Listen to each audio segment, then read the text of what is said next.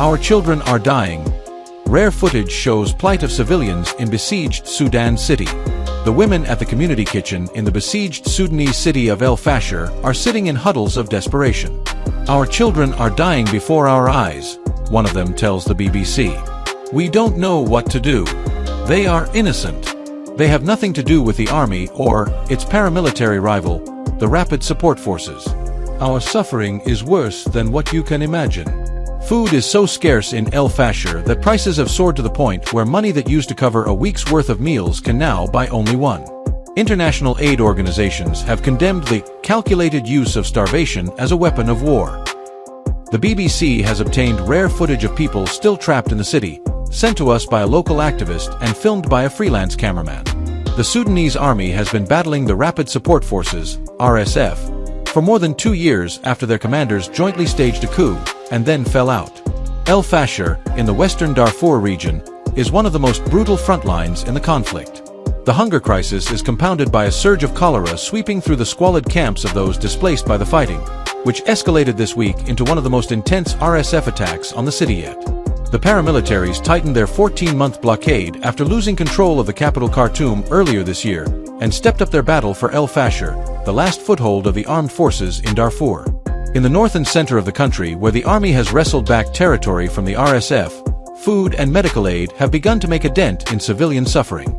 But the situation is desperate in the conflict zones of western and southern Sudan. Sudan War, a simple guide to what is happening. At the Matbak al-Khair communal kitchen in El-Fasher late last month, volunteers turned ambaz into a porridge. This is the residue of peanuts after the oil has been extracted, normally fed to animals. Sometimes it is possible to find sorghum or millet, but on the day of filming, the kitchen manager says, there is no flour or bread. Now we've reached the point of eating ambaz. May God relieve us of this calamity. There's nothing left in the market to buy, he adds. The UN has amplified its appeal for a humanitarian pause to allow food convoys into the city, with its Sudan envoy Sheldon yet once more demanding this week that the warring sides observe their obligations under international law. The army has given clearance for the trucks to proceed, but the UN is still waiting for official word from the paramilitary group. RSF advisors have said they believe the truce would be used to facilitate the delivery of food and ammunition to the armies, besieged militias, inside El-Fasher. They have also claimed the paramilitary group and its allies were setting up safe routes for civilians to leave the city. Local responders in El-Fasher can receive some emergency cash via a digital banking system, but it does not go very far. The prices in the markets have exploded, says Mathilde Vu, advocacy manager for the Norwegian Refugee Council. Today, $5,000 pound 3, $6.80, covers one meal for 1,500 people in a single day.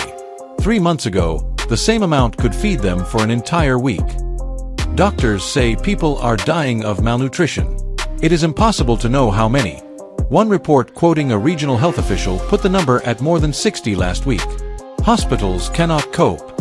Few are still operating. They have been damaged by shelling and are short of medical supplies to help both the starving and those injured in the continual bombardment.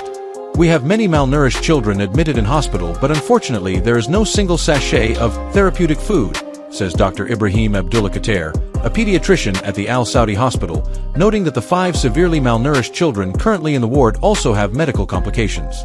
They are just waiting for their death, he says.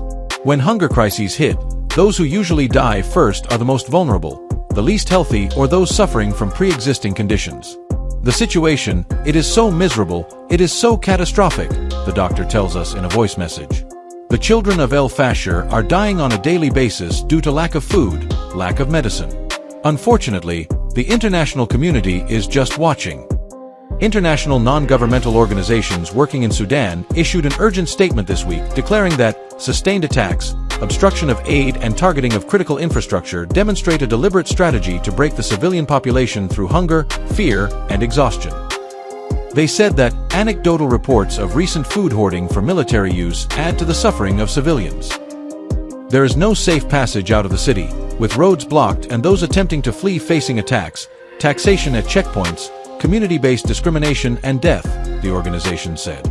Hundreds of thousands of people did flee in recent months, many from the Zamzam displaced persons camp at the edge of El-Fasher, seized by the RSF in April. They arrive in Tawila, a town 60 kilometers, 37 miles, west of the city, weak and dehydrated, with accounts of violence and extortion along the road from RSF allied groups.